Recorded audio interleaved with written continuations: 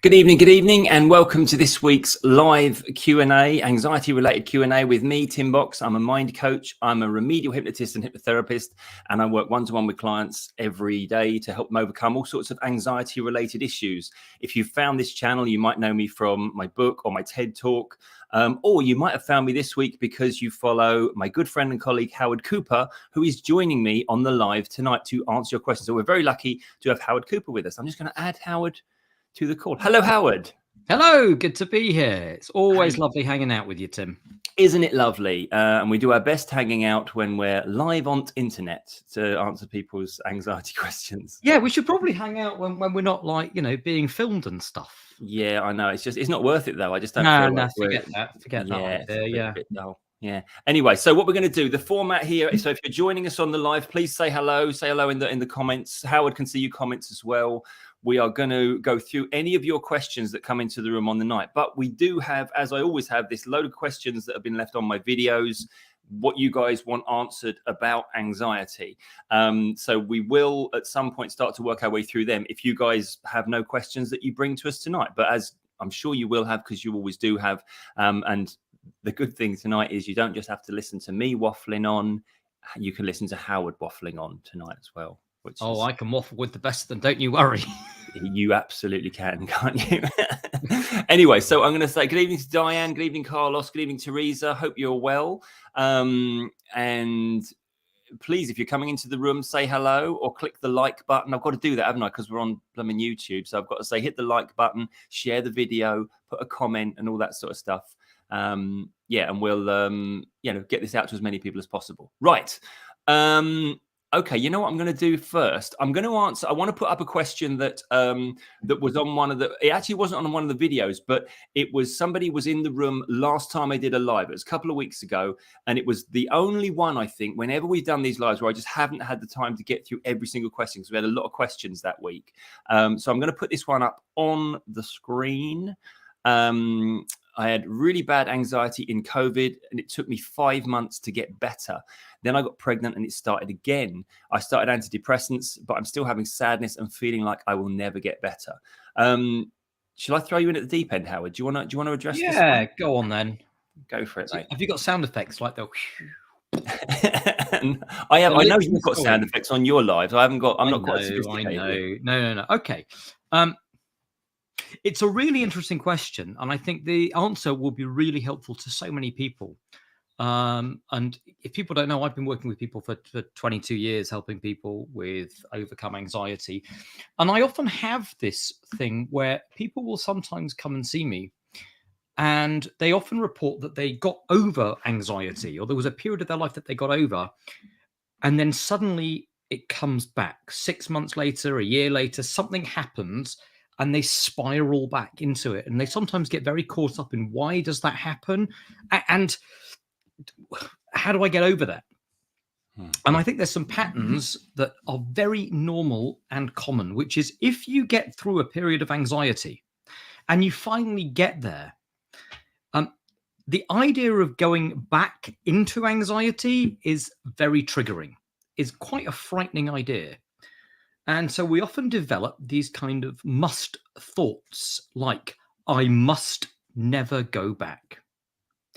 And the problem of having something in the category of it must never happen is the moment something might even veer into it kind of pointing like it might be happening, you get very viscerally triggered.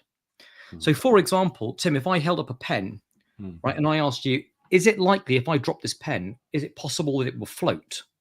I'm hoping you'd say, no, Howard, not even possible, because there's gravity. And I'm not going to fight reality, right? Imagine this. You go home, right? Your pen starts floating. Be honest, how would you respond? I'd probably be a little bit worried about that. Right. Someone said to me, I'd laugh and go, oh, isn't that funny? I don't think you would. I think you'd go, what is going on? The very fabric of my reality is breaking down. You'd be very viscerally triggered. But of course, pens won't float. They can't. Is it possible for someone to get anxiety again? Well, it is possible. But here's the thing. If you have it in your mind as it mustn't ever happen, it mustn't. And then you get a little bit of anxiety. Instead of just going, okay, that's all right. This is normal. This can happen. What do I need to do to challenge this thought or to not spiral into the story? If you're still operating from I got over anxiety and now I'm totally better, but now it's coming back. It mustn't happen. You get very viscerally triggered, and it's like the pen starts floating. Yeah, That's totally out. And I think get. that's kind of my take on that. That I think having this moment where we can accept, no, I'd like to get over anxiety, but there's no universal law that says I have to, which can be quite triggering for some people because they think, no, I really do have to. But if people want a really good demonstration of this in action right now at home, if everyone tries to close their eyes and says to themselves, I have to relax right now, and notice how that feels to demand that they relax immediately. My guess is you'll go into tension. You'll feel like, whereas if you say, I'd like to relax, it's a little bit easier. Well, there's this thing, isn't there, called the law of reversed effect. That was, I think it was Aldous Huxley that first coined the phrase. The harder we try to do something, the harder we'll find it to do that thing. And it's and relaxing is one of those things. And not feeling anxious is one of those things that fall into that category. That the harder we try to not feel a certain way, the less successful we'll become at doing that thing. And I think as well, for the comment, the thing that jumps out at me about this comment, it's like, during COVID, getting pregnant. So two things you'd never done before, gone into a global pandemic and got pregnant. I mean, I'm assuming you hadn't got pregnant before. And if you had, it probably, haven't done it very often anyway.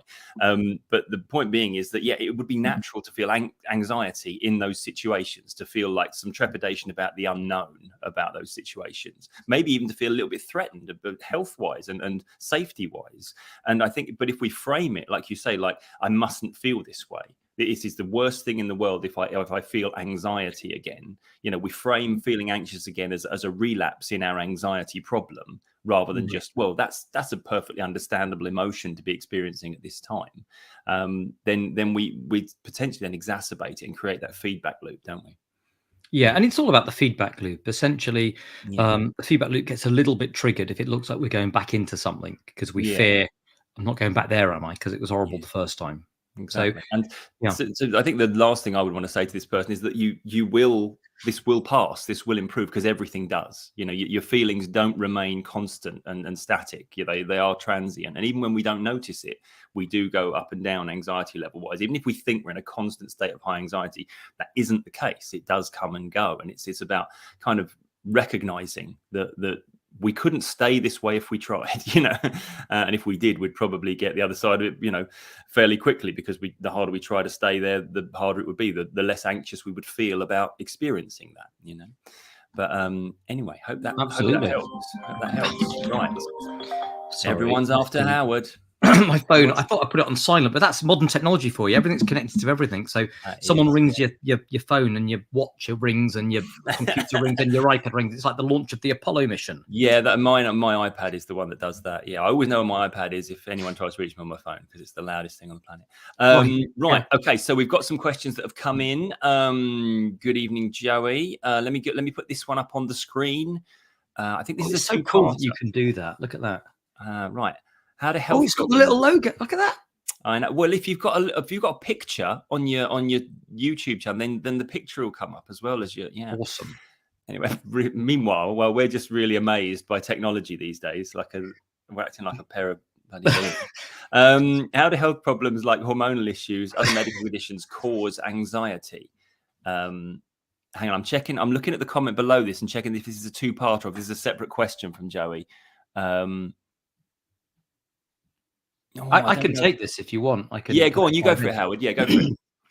So I have a lot of people that ring me and they say, I've got a real health issue, and can you help with the anxiety? Because there might actually be a fundamental medical issue going on. And of course, there are hormonal things that can affect your adrenaline levels and cortisol and stress hormones. Yeah. But I think even so, there are lots of things that we can do to alleviate the suffering around anxiety. And the more we become aware of what's behind it, we can alleviate any more psychological suffering than is needed. And Yes. there's a good example of this, which is there's a wonderful phenomena called the dentist phenomena, which I don't know who, I think it might have been me that coined the phrase dentist phenomena, but who knows? Sounds good. Sounds like one of yours. Exactly. Right. So imagine this, you get terrible toothache, right? Yeah. So there's a real medical issue in your mouth, real nerve damage, real root issues. Yeah. And it starts flaring up. So you ring the dentist, you say, look, dude, can you fit me in? I'm terrible, excruciating pain.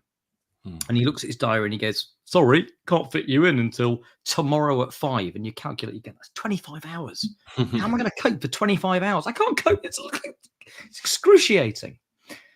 But you say, look, I'll take it. Ring me if you've got any cancellations. So all night now, you're like in pain. It's throbbing. It's excruciating. It gets worse and worse and worse. And finally, you talk.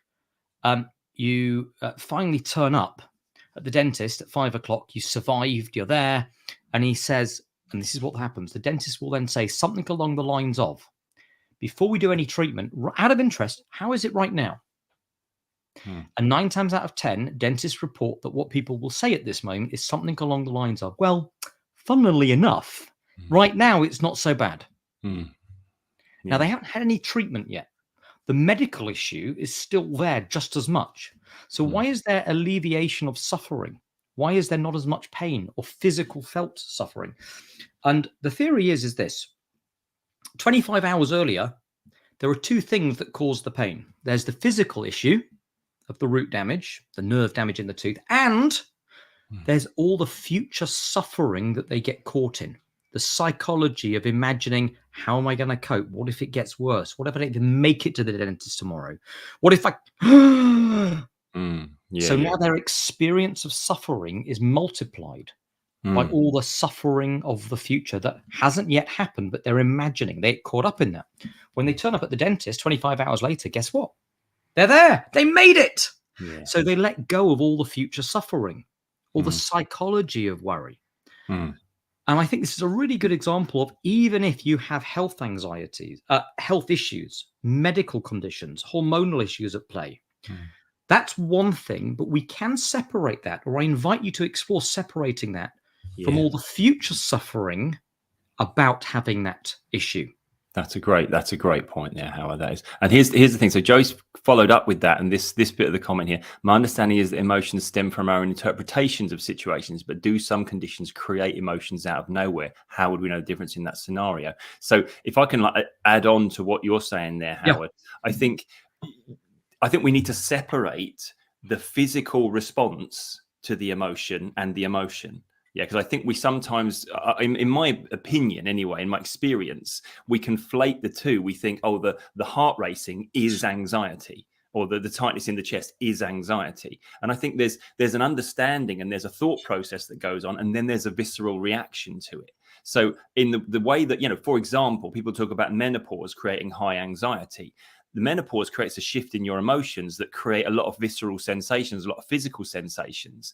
But what happens is, if we are then prone to questioning that and wondering what's going on with us, that creates the emotion of anxiety tied to those visceral sensations. And also then talking about that feedback loop again, we get anxious about something, we create a physical response to those things. So again, it's, how do you know the difference in that scenario? That's the good bit of the question. That's the real tricky bit of the question, I think, because a lot of the time we just have to accept how we feel. Yeah, it is not. We don't need to know the difference. If like for example, if you had physical sensations, you would go to the doctor about it, and the doctor would probably tell you if that's an actual medical condition, or if the physical sensations are as a result of your anxiety surrounding whatever's going on, as Howard was saying there. So I think. I think a lot of the time we perceive the actual physical sensations to be anxiety when they're just actually physical sensations. So they could come from a thought process, an emotion, or they could come from actual, something medical. And that's why when we experience health anxiety, it can be a good idea to just get checked out and get everything ruled out, so that okay, that was my concern that created the actual perception of physical suffering that I was going through there. Yeah, absolutely. And I think there's something worth pointing out here, which is, from my point of view, I always think of anxiety as a response to a perceived threat in experience. It's not a threat to a real. It's not response to a real threat. It's always a response to a perceived threat. And we know this because I've seen 18-year-olds doing stupid things, jumping off buildings and doing nuts like parkour and stuff. That's a real threat. No anxiety at all. And I've also seen people freaking out about spiders, you know. But I've also, on the other hand, you know, there's a funny, is it a comedian who talked about the things that most people are afraid of? And he noted that the number one fear people have is public speaking. And the second biggest fear is death. Yeah. Which, oh, hang on, I didn't I've got reactions turned on my Mac. I don't know why I said death, and that's that was a weird choice of balloons. Why not? Yeah. But the point being, and the payoff of that joke, which I've ruined totally with the stupid effects, was that if you see someone doing a eulogy, chances are they'd rather be in the box than speaking in public. Yeah, right. The point, though, is this. No, if it's about a perceived threat, there is no threat in any sensation. There is never a sensation that actually poses a threat. That might be very triggering for some people, but here's the proof. If you have a sensation in your mind, you're thinking, no, Howard, that really feels like a threat. I would ask you this question. Imagine you have a button that's sitting next to you, a magic button, and you could press that button whenever that unpleasant sensation appeared. And the moment you press this magic button, whatever unpleasant sensation you had would just immediately switch off. If you had that magic button on you all the time, how afraid of that sensation would you be? And most people, when I ask that question, I go, well, if I had the magic button sitting there and I could just turn it off whenever I wanted, I wouldn't be afraid if the sensation appeared. And that's because it's not the sensation that you're interpreting as a threat. It's the thoughts that appear when you have the sensation. It's the images and the words of, what if it never goes? What if it gets worse? And then we're back into the dentist phenomena. Yeah. Brilliant. I love that. I love that one. That I heard you say that magic button one when we were at the UK hypnosis convention. Right. When you were speaking at that one. I thought then that's a good one. I've used that a couple of times with people. I think it makes a good point. Okay. Are we going to go on to Diane's question? I love that. Yeah, I'm looking at Diane's question now. So Joey, I hope that to have a fight. Yeah, Joey, I hope that was a value, that answer there. I hope that it was on point here. Funny enough, Howard and I were just saying before we came onto this that when a question comes in, obviously it's not like one-to-one therapy. You only get so many characters to put your question. So we'll follow it down a certain train of thought that we think is going to be relevant, and it might be irrelevant until somebody corrects us on that. So I hope that was of value to you, and that answered your question. But okay, right, fight time then. Diane always comes with, if I had to say somebody's going to find the gap between where we think, the differences in our thinking, Diane always comes with the tricky ones. My question for Howard: Tim always says there's always a reason why we're feeling anxious. Howard said that there isn't always a reason. I like the emoji there. Yeah, like you want that kind of. All right. Huh? Okay. So all right. This is for Howard. Then. Yeah, I think, Diane, you're referring to a video my last video that I made, called "The Truth Behind the Root Cause of Anxiety," pointing out that there isn't a single root cause. And between you and me, after that video came out, Tim messaged me. He did. Do you remember this, Tim? Yeah, I do remember this. He messaged me. Dude. And he went, I clicked on this link, watched the video, thinking, have we finally found something we disagree on? ... And then I logged on and I could see him writing. When you got the ... my heart's going, oh, what is this? What's he going to say? And it turned out, he said, turns out we kind of agree still. Shock horror. So here's the thing. I think what I was pointing out on that video, and I don't want anyone to misunderstand, is that I have seen a lot of people find and end up getting stuck on the hunt for one specific single root cause, as though there's one single thing in our life that if that hadn't happened, we wouldn't have the problem that we have. And I fundamentally don't buy into that, right? I think the problems that we have stemmed from a bunch of stuff that have happened to us in the past and the patterns that has caused us to create unconsciously, and that these play out in the now. I don't think we need to find the root cause Mm. or a single root cause in order to get better, Mm-hmm. because I think you can just work with the way the pattern presents and seeing through the illusion of thinking. But I also don't throw out the baby with the bathwater. And there have been many times where having someone ponder a single root cause or go back, and if they say, look, I really feel like there's this thing and it's since then, I'm not going to throw out the baby with the bathwater and go, no, probably nothing to do with that.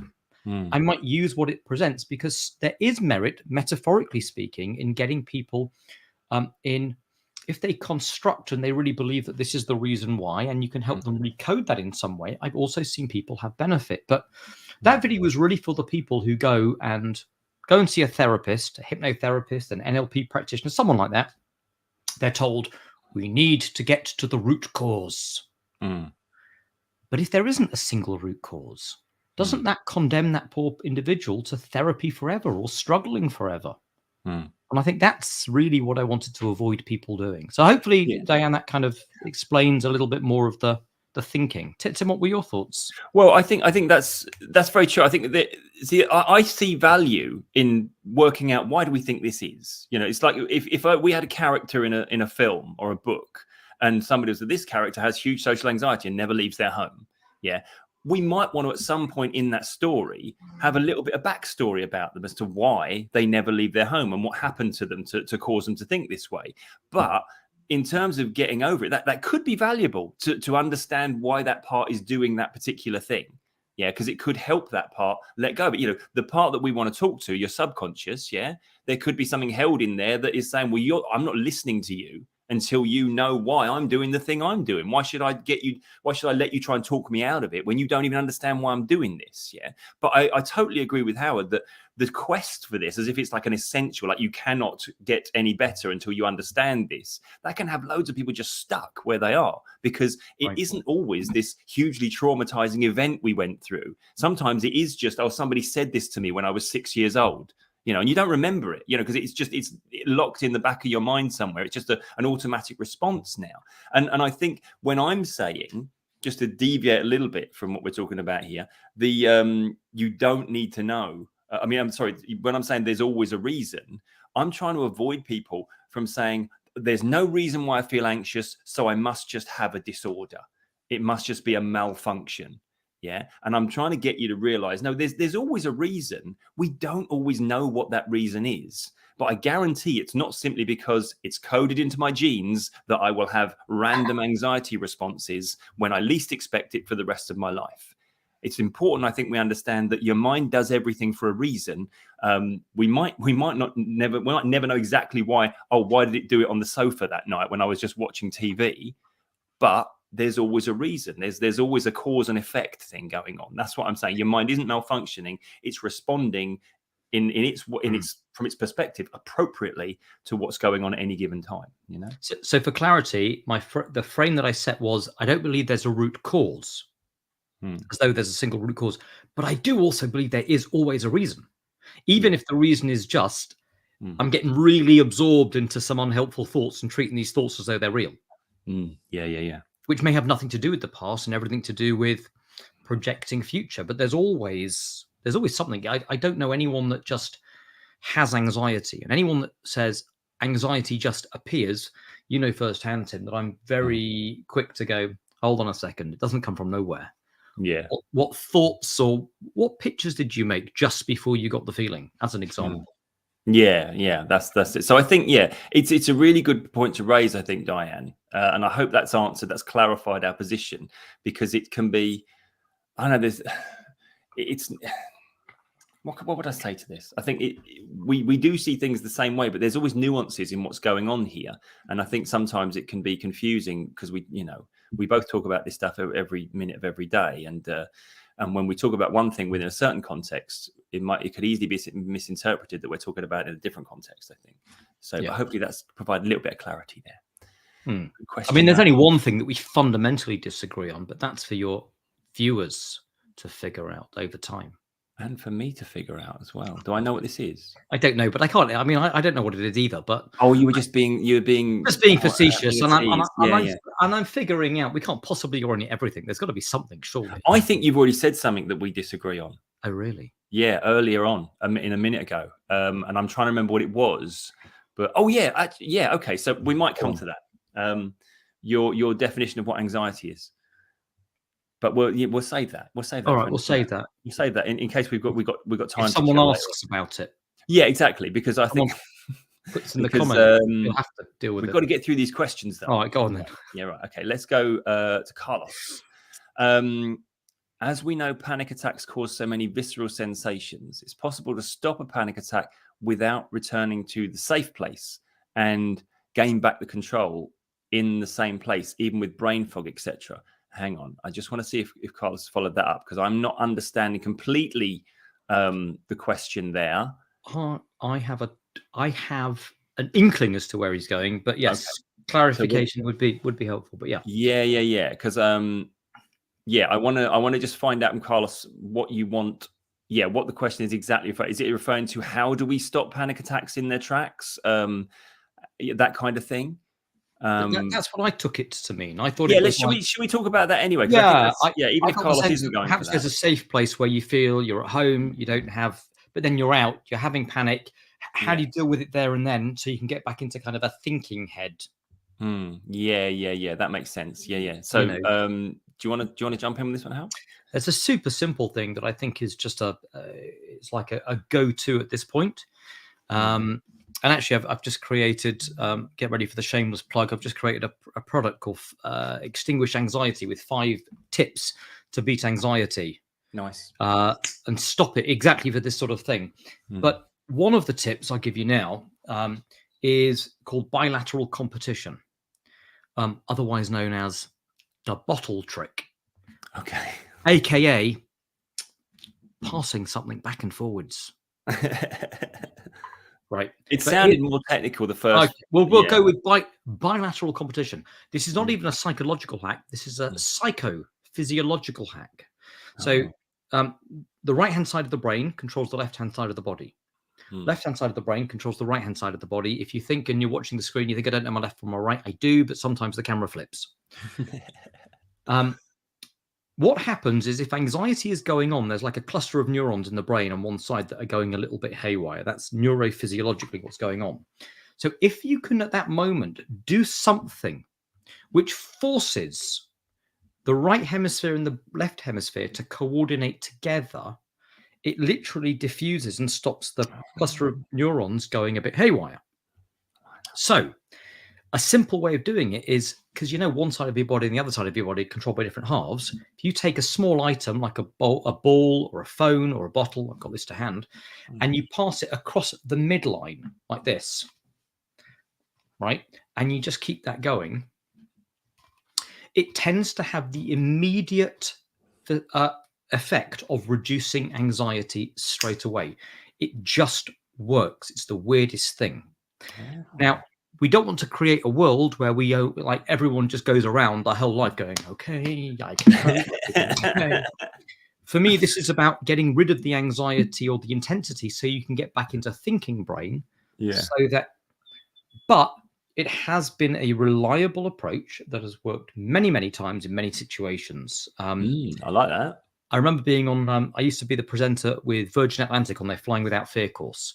And we did a great session. I'm talking to 100 people all about fear of flying. And then we go to the airport afterwards. And as I've got my group that I'm taking now, 20, split them into smaller groups, and I'm leading 20 personally through the airport security all the way to the plane.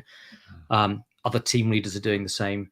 And this woman taps me on the shoulder and says, I'm fine with the flight, but I forgot to tell you, I'm terrified of the shuttle buses that take us to the terminal. At which point the shuttle turns up, the doors open, 19 of the people are getting on, and this woman is going, oh, I can't do it. And the doors are about to shut, and I can't get separated from the group. What do you do? And I said, listen, take this. And I had a bottle of water with me. I just said, I'll explain to you in a moment why this works, but take it. Do this. Do this. Notice how that feels. Notice how... Do you know, it feels a bit better. Right. Take a step back into the shuttle and keep doing that. And it was the thing that got her through. So Superb. works really well, really useful. Love it. That's a great one. I didn't. I think I've seen you talk about it before, but I didn't understand it when you talked about it before. But I understood it that time. It takes a couple of goes for me to understand concepts. You know, my thing about interrupts and panic attack is the old fashioned one. Try and make it worse.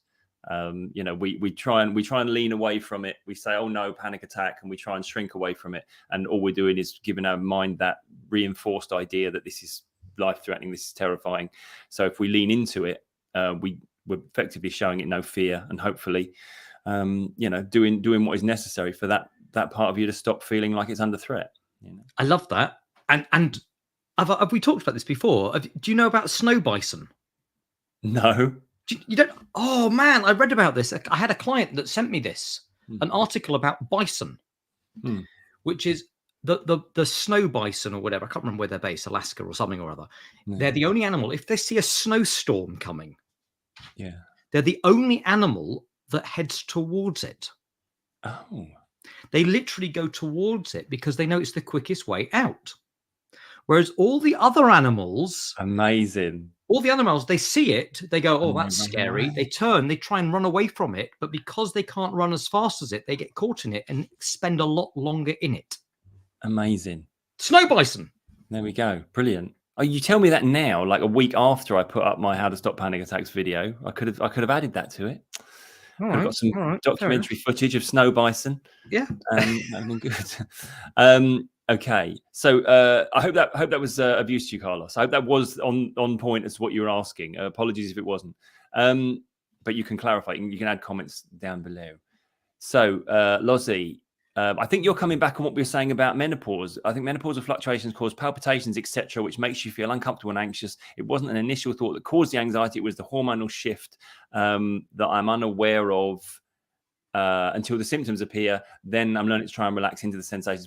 Yeah, this is exactly it. This is what I think, from my limited, I'm a guy, not a woman, that would go through, hormonal shifts that women would go through. But from what I understand, the sensations are largely hormonal shifts, and then we get, especially if we've got an experience, a history of anxiety as well, and we're already like slightly sensitized to our sensations. I think that's what goes on there. It's kind of, I know we're revisiting the other question here. Yeah, but I think you and I both made videos on this, haven't we? Of something, but we had a different frame for it, which we talked about morning anxiety. Yeah. And the normal hormonal cortisol shifts in the morning. Yeah, exactly. It's like, it really helps to know that it's a normal thing. That cortisol spike. But if you get anxious about the normality of it and think it's abnormal, all of your levels get raised, and then by the time you get to the morning and you have the spike, it's higher than it would have been normally. That's exactly, isn't it? And people say, oh no, I know that cortisol increases, but this is much more than that. It's a panic. But it's like, no, it's because you're picking up on the slight shifts that are causing the panic. And this is the thing as well, people not realizing that it's almost before you consciously perceive anything as well. Your subconscious works very quickly and hits the panic button. And that's why understanding that no matter how bad this feels in the morning, it's a perfectly natural process. That adopting that new belief system allows your mind to give you a different automatic response in that situation. We've both got morning anxiety ones, haven't we? Actually, I remember that now. Right, so let's go to Teresa. This one's for you, Howard. What advice do you give your clients to calm themselves when they're experiencing anxiety and when their thoughts take over? Do you believe in breathing exercises, mindfulness? I just say calm down. Just calm down. Chill out. No, I absolutely do not. And anyone that knows me and knows me well will know that I have been on my soapbox about this for a long time, which is, I think fundamentally there are three things that we tell anxiety sufferers that do not work and in fact make things worse, which are exactly that. Just take some deep breaths, just think positive and calm down, or just distract yourself. Because I think fundamentally they don't work. They're impossible to do, because if there was a tiger coming towards you and you were trapped in the room with it and you reached up and it was about to literally attack you and you knew this was it, your last moment on this planet before it brutally murdered you, how effective at that moment would it be if someone just said, just calm down and do the crossword, distract yourself? Yeah. I mean, it's not going to work. But if you really believe that stuff would work, then you're likely going to end up doing a lot of self-rating. Why can't I do this? Why can't I get over this? So for me, the advice that I really go into and lean into, it is very much about practicing the skill, practicing the ability of thought recognition. And I liken this to a little bit like if you're watching TV at home and you're flipping through the channels and there's I mean, for me and my wife, this is what we do every night now. We just flip onto Netflix and decide what we're going to watch. Yeah. We never actually watch anything. We just decide what we're going to watch, because by the time we decided, it's too late, and then we do that again the next day. But if we're in that process of flipping and there's a guy coming towards the screen with a knife, how do we know not to ring the police? Because there's a man in our house with a knife. It's like, it's easy. We just know it's a TV. Because we've grown up with the technology. We really understand deeply it's just a screen. It can't hurt us. So if you can have that feeling and practice, whether you call it mindfulness, being observer, being detached, these are all things that I think are much more effective and a much better direction to move in than trying to get rid of or trying to override with positive thinking. Because you know what positive thinking is really? It's distraction in sheep's clothing. Oh, nice. It's you trying to go, I'm going to think positive because this is really bad. In other words, I'm trying to get rid of that. Yeah. In fact, I've never said that before, and I'm going to make a note of that because I like that. Yeah. Well, this is the thing I think as well, it's like you've said this before on your channel, Howard. It's like the things that you incorporate as tools as countermeasures to anxiety, just again reinforces the idea that this is something that requires countermeasures rather than just a natural, benign, harmless emotion that you're feeling.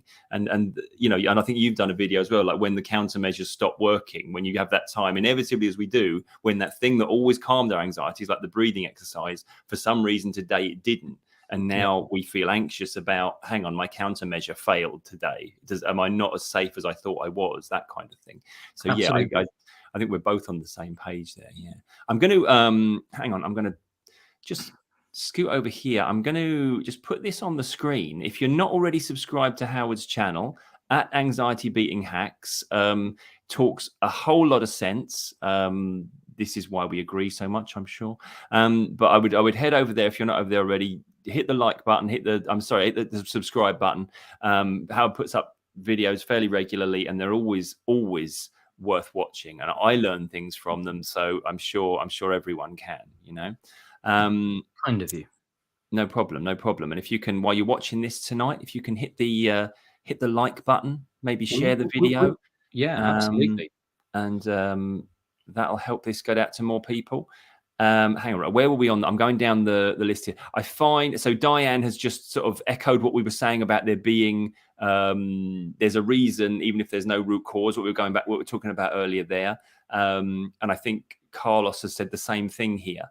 The reason is sometimes hidden in the subconscious. He finds he doesn't always know exactly the reason why he's feeling a certain way, but it helps him to know that there is a reason. It's a reassuring thing that this isn't just some random misfire. This is, it's got a purpose behind it. But also agreeing with you, Howard, that it's not about, finding the root cause isn't the answer. Yeah. Right, hang on a minute. There's a couple of questions here at the bottom. I'm going to decide. Carlos has confirmed we did pick up the right message from his question in terms of stopping it while it's happening. Yeah, good stuff. Right, Tim, good evening. Let's put this one on the screen. Hi both. How do we best embed anxiety learning / insights? I've appreciated both your insights on YouTube, but when anxiety strikes, it can be difficult to apply the techniques in the moment. Interesting. Wants to go first? Yeah, I can dive in. Yeah, go on, Hal. I'm feeling very divey-in-y today. That's good. I'm glad you've arrived in a divey-in-y mood. Okay, that's the mood I would want. I'm just like, bring it on. Yeah. Okay. Yeah. Look, it's a great question, and this is like the holy grail, isn't it? It's like, how do I go from just knowing this stuff, these techniques, these ideas, to really getting it in my body? And there's a few things. Number one is However good YouTube is and Mm. watching video content is, there is also merit in reaching out and getting help one-on-one and having an experienced practitioner guide you through, because one of the things about the anxiety is the pattern of anxiety exists in your own model of the world. And therefore, the reason that you're struggling with anxiety is likely the solution is not in that model of the world, not in your current thinking. And it's really hard to self-work on stuff because the only things you know are in your current thinking. So you need someone sometimes outside to kind of help get that in the body. But there are some ways you can do it, because whether it's watching content or reading, one thing I would really urge people to do is to think about, when I'm going through this stuff, how is my body responding? So there's an exercise I often do with people towards the end of our work where I get them to picture stuff and say, is that thought a threat? And it's really interesting because sometimes they'll go, well, I know I'm just thinking, I know that's not real, but I'm observing. In other words, their body is still responding like that. That's really good information to know, and not to shun to one side. It's about taking the time, not just to kind of get it conceptually, but allow some of the thinking to drop down into the body and to notice what still feels like a trigger rather than what you know is or isn't a trigger. And I think there is an element of patience and self-kindness that comes with that, because if you get very frustrated, like, I know I shouldn't be freaking out, but I'm still feeling like, it can get worse. But yes, always having the intention of kind of slowing down and noticing how something feels rather than just what you think is likely a nudge in that direction. I think that's a great answer. I think as well, I mean, I want to sort of echo the point you've just made there about there's a difference between giving answers on YouTube and a difference between, and then getting a one-to-one assistance. Because in my thinking, if we adopt a new belief, then we will have a different response. Yeah, at the moment we are responding a certain way according to our own belief systems, and we're always trying. What Howard and I are doing on our channels is trying to give people some ideas that install new beliefs. But the human mind has this unfortunate thing of it can't adopt two contradictory beliefs at the same time. So sometimes what we're looking to do as therapists is address your current belief and invalidate that.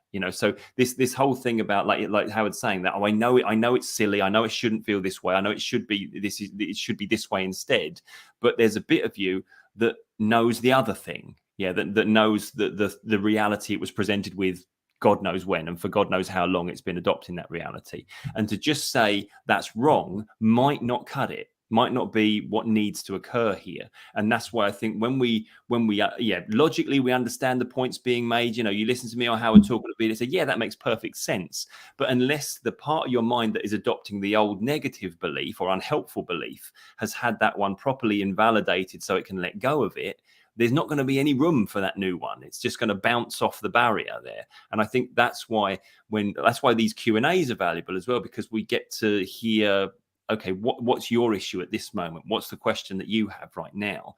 Because then hopefully we can tailor what we're offering from the other side of the screen more to what's going on with you. And that's why one-to-one is always going to be the most effective way of working on stuff like this, because you get to have a proper back and forth conversation about it. Because if I give an insight or a bit of learning and you come back with, yeah, but what about this and that, then okay, I know that hasn't done the trick. Then if I just say it to a vacuum and I put it into the room and say, I hope that helps, yeah, it might have been accepted, it might not have been, who knows. So there's another point I think worth remembering. Absolutely. Yeah, you can't calibrate what's landing in this format, but yeah. Yeah. Okay, good stuff. But good question, Tim. Because I think, like you Great say, question. Howard, that is the holy grail, isn't it? It's like, how do I just make sense? How do I get it to make sense in here so I'm responding differently? Yeah. Right. But this is why I think people often say you can't think, you can't reason your way out of anxiety, because most of the time it does bounce off. But I don't think that means you can't. It just means you've got to listen first. You've got to actually hear what's going on first, rather than just compiling in with what you think is logical and should be happening. Most people think they're doing reason, and all they're doing is what Howard was describing. They're just saying, I know this is stupid, it shouldn't be this way. When that's not logic. That's just saying you're wrong to somebody and you haven't heard why they think they're right yet. Right. But, Absolutely. Yeah. Okay. Good stuff. Right. We're getting through them. Teresa, this is going to be for you, Howard, because Yep. I think this is coming back on the bottle trick. I think it is, because I think that's Teresa's saying, great tip, but I read multiple times to allow the anxiety to let it be. Don't judge it and let it pass. That the more you try to stop it, the more it will grow. So I guess Teresa's coming back on the idea of us saying, okay, what do we do to stop the panic in its tracks? Yeah. So, right. Perfect. And actually, I wonder whether Teresa still feels the same way, because the second point we made afterwards was all about accepting thoughts and just letting them be. And for me, there's a difference between the bottle trick and psychologically trying to stop something. In that it's just a physiological hack. Like the brain literally can't do the neurological cluster of neurons can't fire in the same way when you're doing this competing action.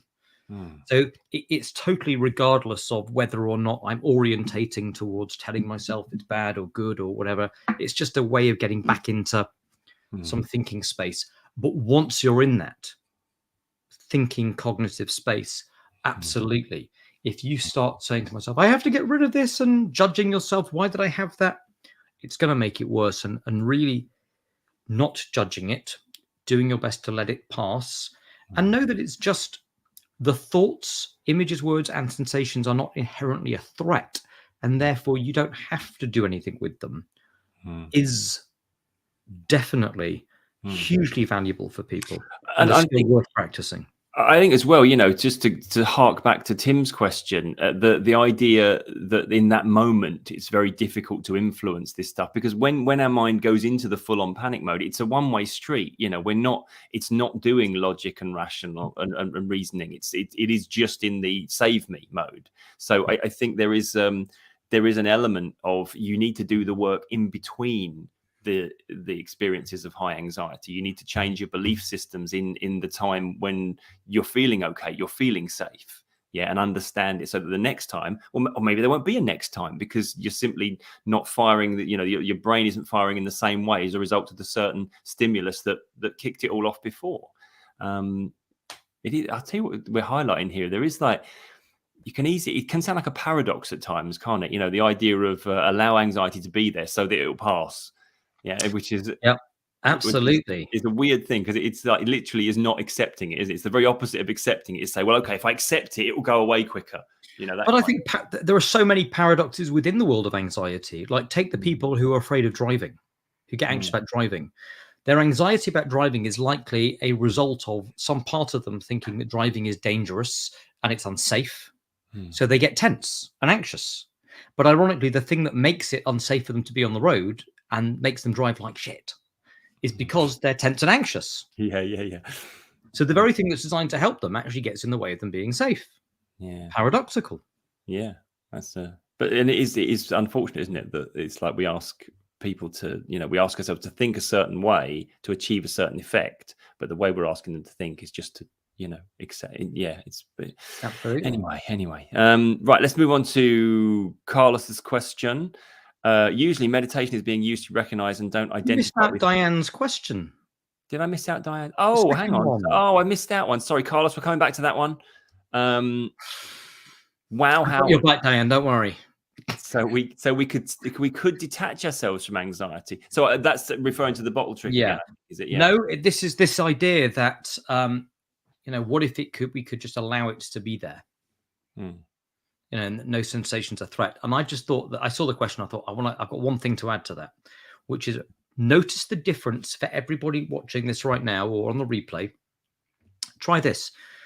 Come up with one what if catastrophic scenario in your mind. Like, what if this terrible thing happens? And in your mind, say to yourself, like, what if this terrible thing happens? And notice how it feels. Then, once you've done that, do the same thing, except with one slight difference. Add in the phrase ahead of time, I'm just experiencing the thought, what if this terrible thing happens? I'm experiencing the thought, what if this terrible thing happens? And then just notice the difference in how it feels. And I'd be curious if you try that, by the way. Let us know in the comments how you get on with that. Yeah. But most people will have the sensation that it's less intense because it's somehow more detached. They're reminding themselves that it's just a thought. It's not actually occurring right now. Yeah, you take one step back from the thought. Yeah, I like that. Lovely. There you go. Sorry, back to Carlos. Right. Sorry, Carlos. Apologies, Diane, for missing you out there. Carlos, right. Usually meditation is being used to recognize and don't identify with thoughts, as you're saying, Howard, to be the observer. Do you think meditation is effective to train this skill? Yeah, absolutely. But with the right mindset. In that, a lot of people misunderstand meditation as being clear-headed and you've got rid of all thoughts, and no, good luck with that, right? Even the Zen masters, I don't think, have that. Like, but it's about not getting tangled up in them when they come. They increasing the ability to let them go. I've had a lot of people who say meditation hasn't worked for them, or they struggle with it. It hasn't got rid of anxiety, but often they're doing meditation from the perspective of resistance, because they're trying to get rid of an anxious feeling. So I know some people, they go, whenever I feel anxious, I put the meditation tapes on and I try and do it, but it doesn't work, Howard. They're not trying to do meditation from a place of curiosity, of just seeing, of noticing thoughts. They're doing it from the perspective of, I'm doing this because I have to get rid of anxiety. Yeah, and right. if you do it from that perspective, that will not train that skill. Yeah, that's true, isn't it? I mean, I know I'm someone who's rubbish at meditation, but then I haven't given a lot of time and energy into, refining the skill of it. But it's not something that resonates with me a great deal. But it's what certainly resonates with me is again the whole idea that meditation should be seeking to achieve something really good rather than running away from something that's bad. I think we tend to be more motivated and we get a lot more joy from things and have a lot more success when we are moving towards the good rather than just trying to avoid and move away from the bad, I think. But yeah. Cool. Thank you for that question, Carlos. Right, I've got Kay. You're very welcome, Kay. Just wanted to say thank you. We've got another question from Tony here. Good evening, Tony. Why does anxiety cause stomach tightness? Oh, well, okay. I'm going to dive in. I'm going to do the dive in again. Dive in. Well, I think seeing as you're here, Howard, I'm like, people hear me talk, on this channel all the time about this stuff. I'm like, let's tap into your knowledge, Listen, I think it's simple. There are certain physiological things that happen with anxiety. And if we go back to what anxiety is, which is it's a your body's response to a perceived threat in experience. See what I did there? But here's what happens if it's fight or flight. So if we go back to saber-toothed tiger, hunter-gatherer, saber-toothed tiger coming towards you, is about to attack.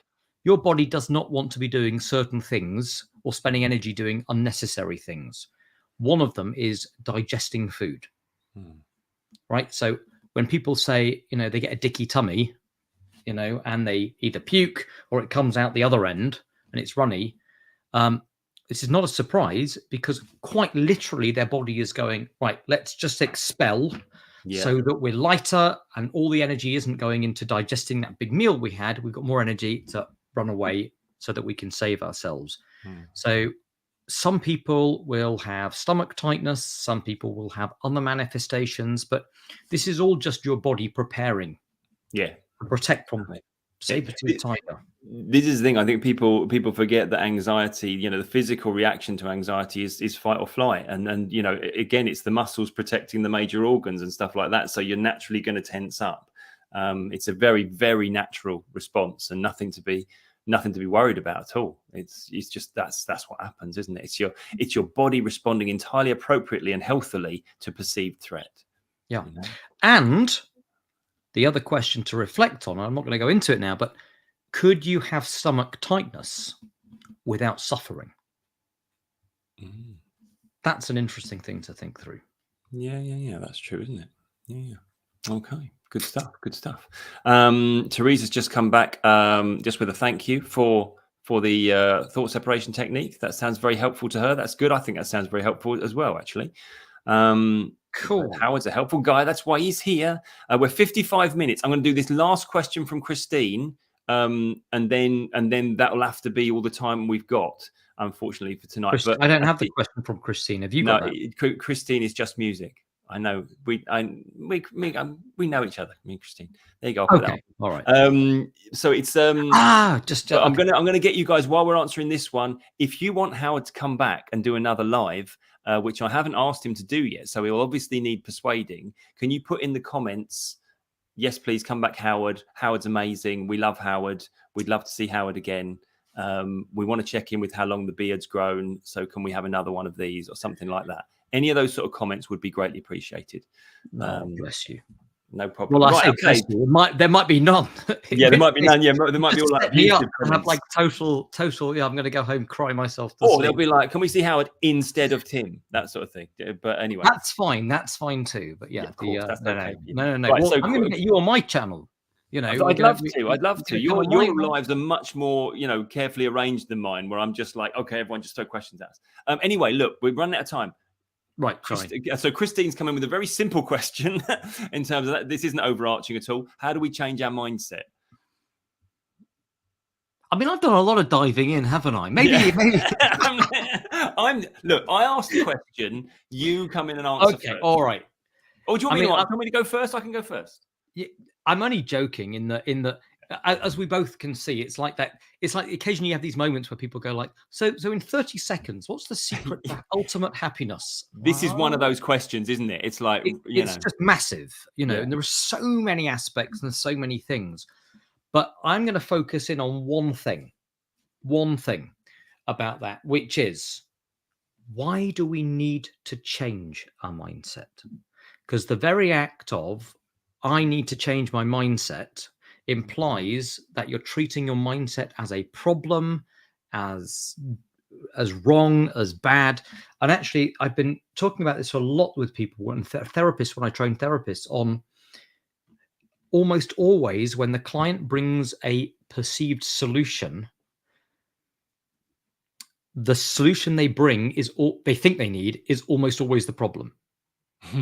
So if they come in and go, you have to help me change this terrible thought pattern that I have, chances are the problem is that they see the thought pattern they're having as being dangerous or a threat. And if they're willing to have it and not change it, because they know it's not a threat, it can just be there, the anxiety around it tends to disappear. So I would kind of look at that and go, do you even need to change the mindset? Or do you just need to see it's just a transient thought so your body stops responding to it?